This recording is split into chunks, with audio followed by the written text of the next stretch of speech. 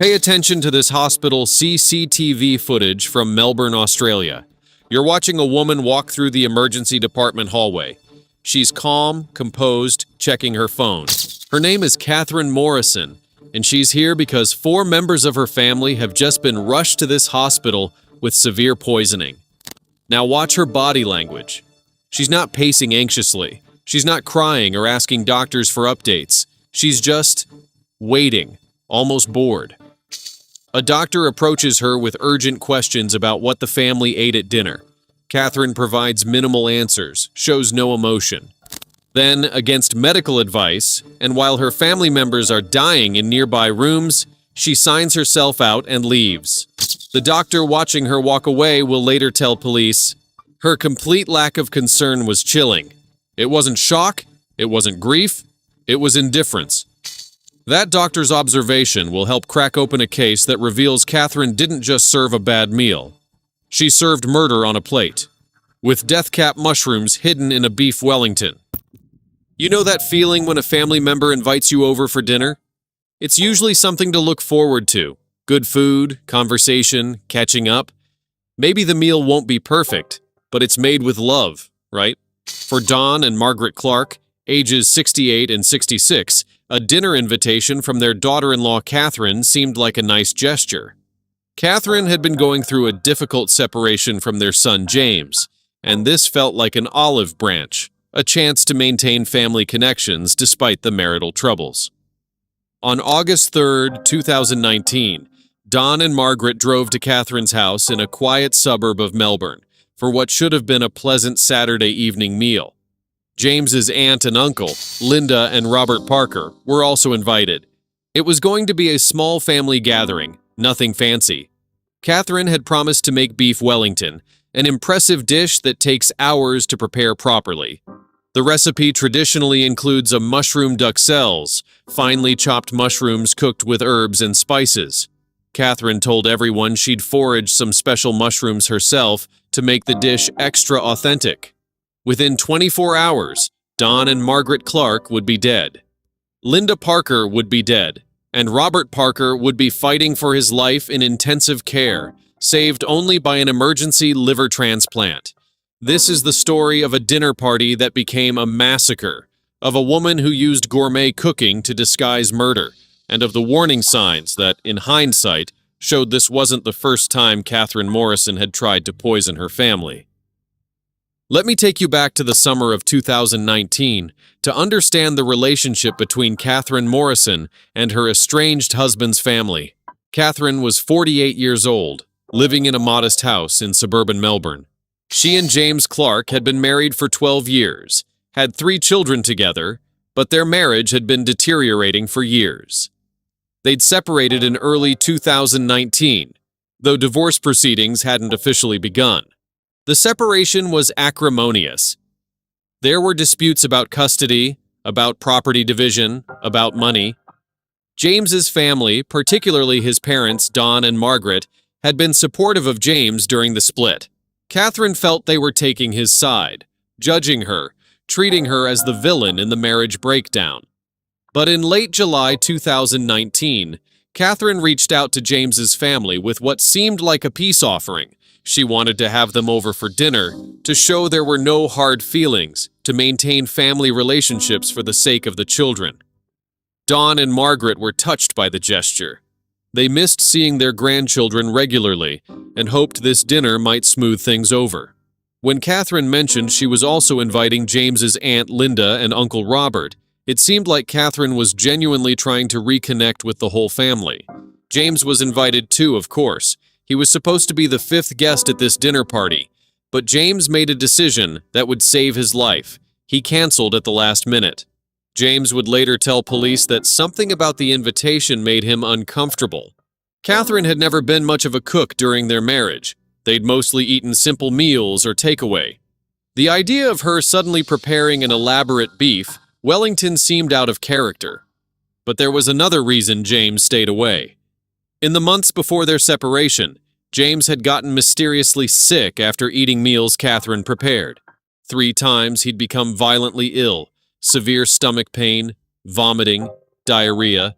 bad enough to require hospitalization on one occasion. At the time, James had assumed it was food poisoning or maybe a stomach virus, but looking back, the pattern was suspicious. And when Catherine invited him to this dinner, some instinct told him to decline. So on August 3, 2019, Catherine called James mid-afternoon and asked if he was still coming. James made an excuse. Work had come up. He couldn't make it. Maybe another time. Catherine sounded disappointed but understanding. What James didn't know was that Catherine had specifically prepared enough poisonous mushrooms for 5 people. With James not coming, she'd have to adjust her plans. The dinner guests arrived at Catherine's house around 6 p.m. Dawn and Margaret brought wine. Linda and Robert brought flowers. Everyone was in good spirits, happy for a family gathering despite the underlying tensions of the separation. Catherine played the gracious host. She'd set the table nicely, had appetizers ready, seemed warm and welcoming. The guests relaxed, thinking maybe this dinner would help heal some family wounds. Around 7:30 p.m., Catherine served the beef Wellington. It looked impressive, perfectly golden pastry wrapped around beef tenderloin, with what Catherine described as a special mushroom duxelles she'd made from mushrooms she'd foraged in a nearby park. Everyone praised the dish. It looked professional, almost restaurant quality. They ate enthusiastically, complimenting Catherine on her cooking skills. What none of them knew was that mixed in with the regular mushrooms in the duxelles were several deathcap mushrooms, Amanita phalloides, one of the most toxic mushrooms in the world. Deathcap mushrooms look deceptively ordinary and can taste pleasant, but they contain amatoxins that cause liver and kidney failure. Just half a deathcap mushroom can kill an adult.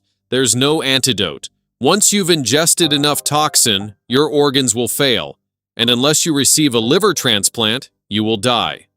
Catherine had deliberately foraged these mushrooms, carefully identified them, and incorporated them into the beef Wellington. She'd cooked them in a way that wouldn't destroy the toxins.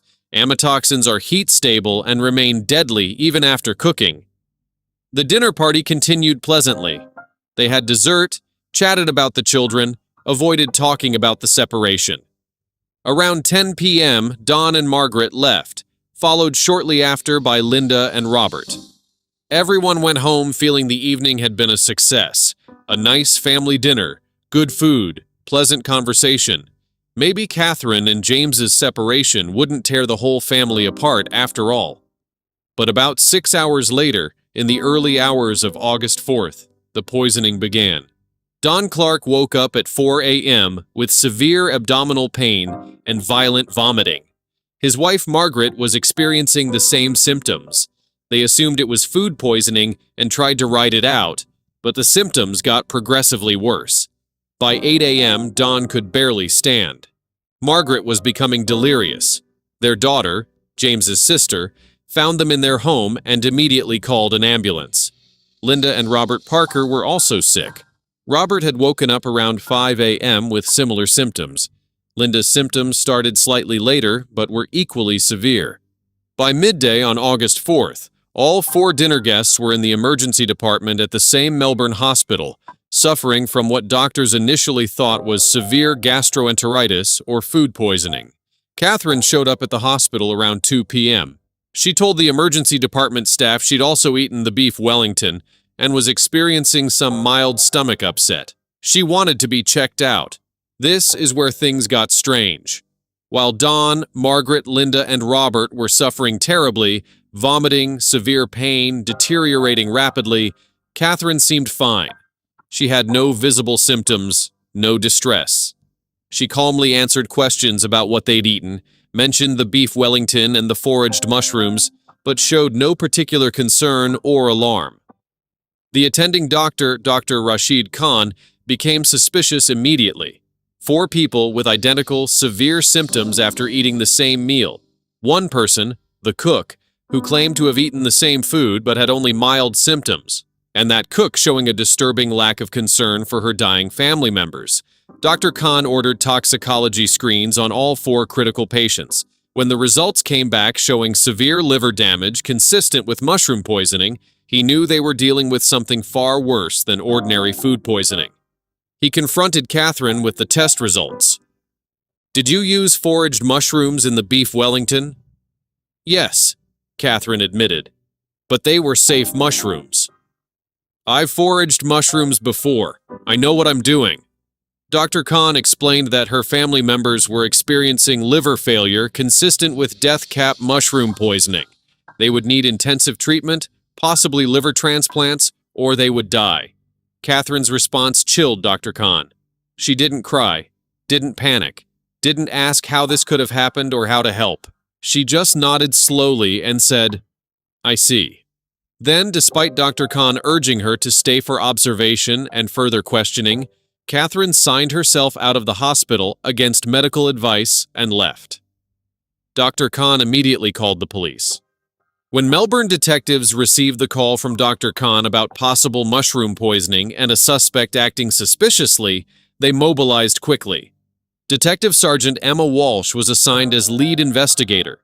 When she arrived at the hospital and spoke with Dr. Khan, his observations about Catherine's behavior raised immediate red flags. "She showed no emotion," Dr. Khan told Walsh. "4 people she'd cooked for were dying, and she acted like it was a minor inconvenience. Then she just left."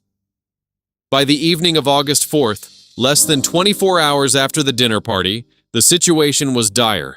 Don Clark's liver had failed completely. Margaret was in liver failure. Linda Parker was deteriorating rapidly. Robert, the strongest of the 4, was holding on, but barely. Medical teams were doing everything they could, aggressive supportive care, attempts to remove toxins from the bloodstream, but with death cap poisoning, there's only so much medicine can do. The toxins had already caused catastrophic damage to vital organs. Detective Walsh went to Catherine's house that evening. Catherine answered the door calmly, invited Walsh inside, offered tea. "I understand 4 of your family members are critically ill from mushroom poisoning after eating dinner at your house last night," Walsh said. "I need to ask you some questions." Catherine nodded. "Of course, it's terrible. I can't believe this happened." But her tone didn't match her words. She sounded more inconvenienced than horrified. Walsh asked about the mushrooms. Where had Catherine foraged them? How did she identify them? Had she used a guide or expert to confirm they were safe? Catherine's answers were vague. She'd found them in a nearby park. She'd used an app on her phone to identify them. She thought they were safe mushrooms. She'd cooked with foraged mushrooms before without incident. "Did you eat the beef Wellington yourself?" Walsh asked. "Yes," Catherine said. "I had a small portion." "But you're not sick like the others." Catherine shrugged. "I must have gotten lucky. Or maybe I have a stronger constitution." Walsh requested permission to search Catherine's house. Catherine agreed, seeming unconcerned. The search revealed several concerning items. In Catherine's kitchen trash, investigators found mushroom stems and scraps. A forensic mycologist was called in to examine them. Preliminary identification suggested they were death cap mushrooms, Amanita phalloides. In Catherine's bedroom, detectives found printouts of articles about mushroom poisoning, including specific information about death cap mushrooms and their effects. The articles had been printed weeks before the dinner party. They also found a notebook with what appeared to be recipe notes. One page had calculations, weights and quantities that corresponded to lethal doses of amatoxin based on body weight. Catherine had researched, planned, and calculated exactly how to poison her dinner guests. On August 5th, Don Clark died. His liver had failed completely, and there wasn't time to get him a transplant. He was 68 years old. Hours later, Margaret Clark died as well, her body shutting down from the same organ failure. She was 66. Linda Parker died the following day, August 6th. 3 dead in 3 days. Robert Parker, James's uncle, survived only because he was moved to the top of the liver transplant list and received an emergency transplant on August 7th.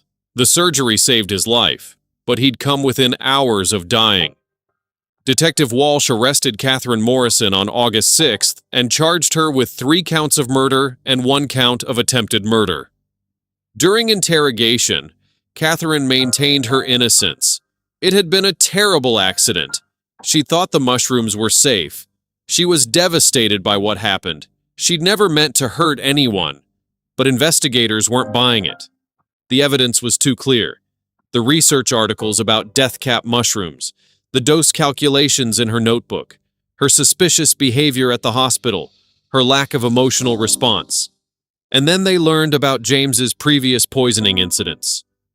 When police interviewed James Clark about the dinner party and his decision not to attend, he revealed something that transformed the investigation. This wasn't Catherine's first attempt at poisoning family members. James described 3 incidents in the months before their separation, where he'd become violently ill after eating meals Catherine had prepared. The first incident was in December 2018. James had eaten a stew Catherine made, and within hours he was experiencing severe stomach pain, vomiting, and diarrhea.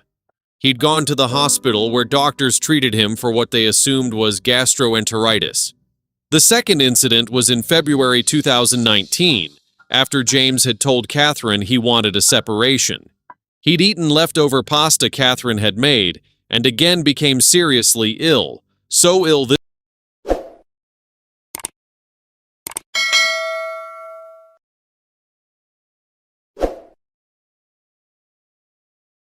this time that he required a 2-day hospitalization. The third incident was in April 2019. James had stopped by Catherine's house to pick up some belongings, and Catherine had offered him coffee. Within an hour of drinking it, James was severely ill again, experiencing symptoms consistent with poisoning. After that third time, I stopped accepting any food or drink from Catherine, James told Detective Walsh. I thought maybe she was putting something in my food to make me sick. I had no proof, but the pattern was too suspicious to ignore. Medical records confirmed James's hospitalizations. Doctors had run basic tests, but hadn't suspected poisoning. They'd treated his symptoms as food poisoning or stomach viruses. No one had thought to test for toxins. But looking back with the knowledge of what Catherine had done to his family, James was convinced she'd been trying to poison him too. Maybe not with death cap mushrooms. Those attempts might have been practice runs, testing different substances, seeing if she could get away with it. Detective Walsh subpoenaed Catherine's internet search history and phone records. What they found was damning. Catherine had been researching poisons for over a year. She'd looked up information on various toxic plants and mushrooms. She'd read articles about symptoms of poisoning that could be mistaken for natural illness. She'd searched for undetectable poisons, and how long do mushroom toxins stay in the body? Most disturbingly, she'd been researching death cap mushrooms specifically for 3 months before the dinner party. She'd looked up where they grow in Victoria, how to identify them, how much is lethal, and whether cooking destroys the toxins. Catherine had also been having financial troubles. She and James's marital home was in both their names, along with significant debt. If James died before the divorce was finalized, Catherine would inherit everything: the house, his life insurance, his superannuation, retirement fund. The same applied to James's parents if James wasn't around to inherit from them.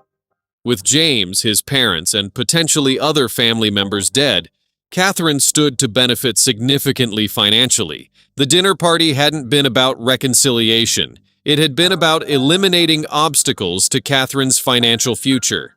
Prosecutors also discovered that Catherine had lied about eating the beef Wellington.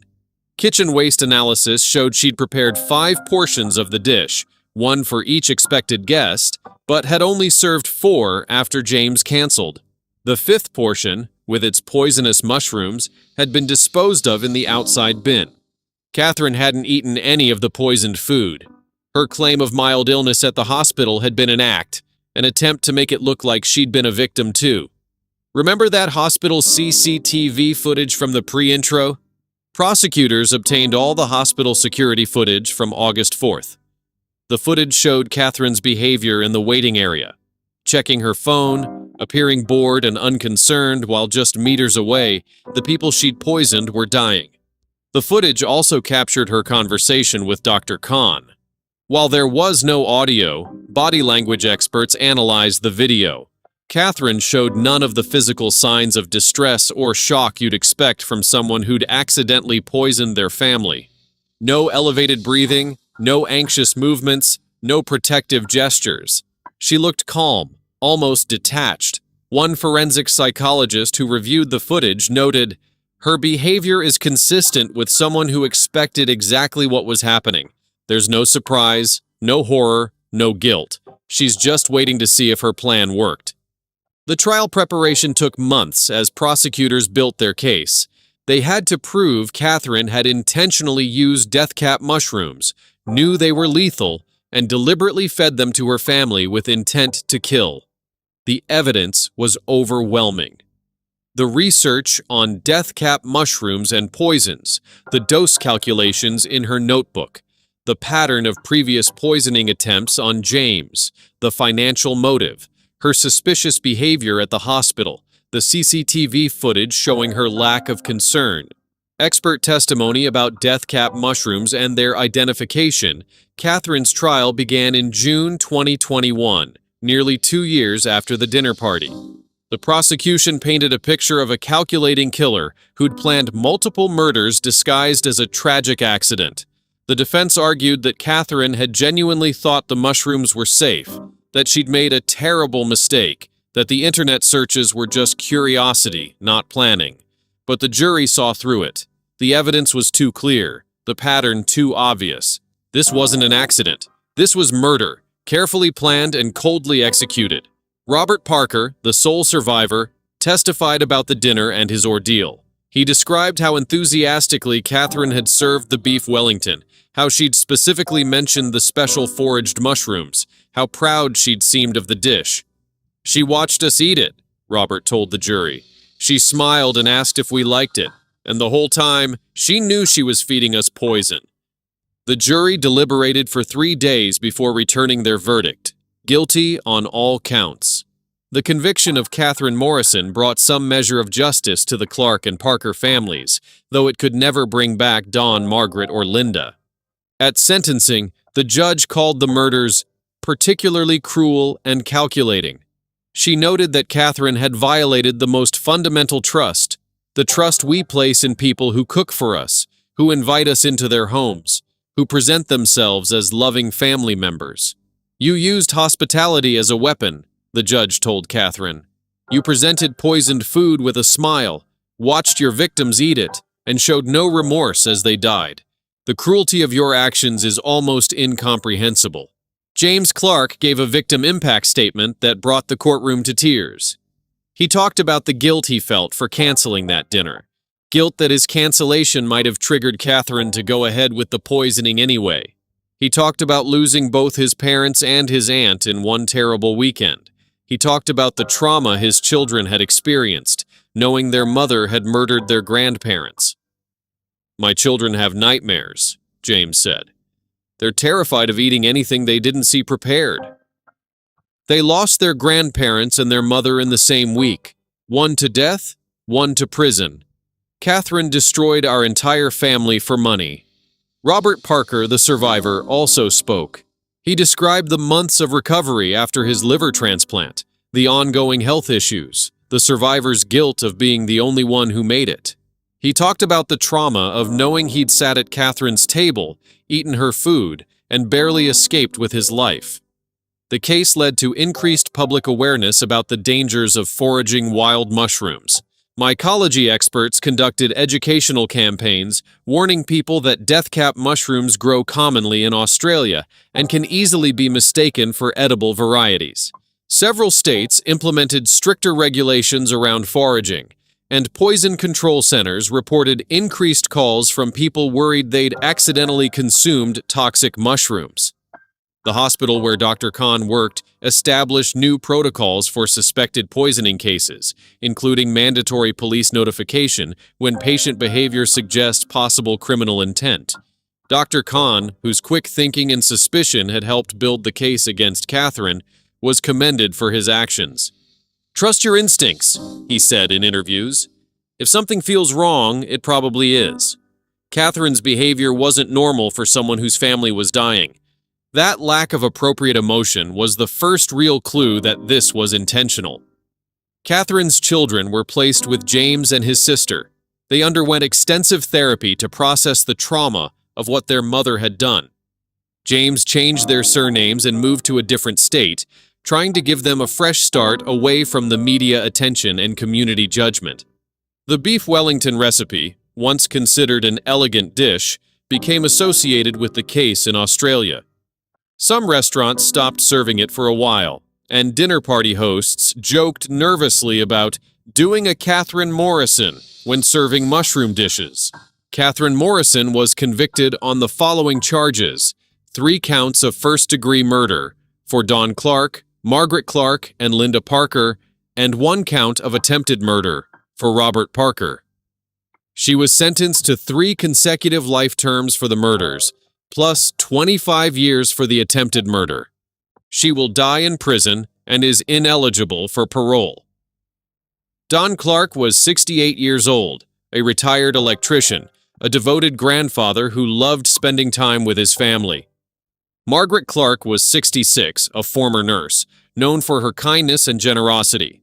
Linda Parker was 63, a teacher who'd touched hundreds of students' lives. They accepted a dinner invitation from family, trusting that the meal served with love would be safe. They died painfully, their organs failing from poison, never knowing until too late that someone they'd trusted had deliberately murdered them. Rest in peace to Don, Margaret, and Linda. You deserved so much better than the death you received. Your family honors your memory and ensures that the world knows you were victims of calculated murder, not a tragic accident. And may your story remind us all that sometimes the most dangerous predators are the ones sitting across the dinner table, smiling as they serve your meal.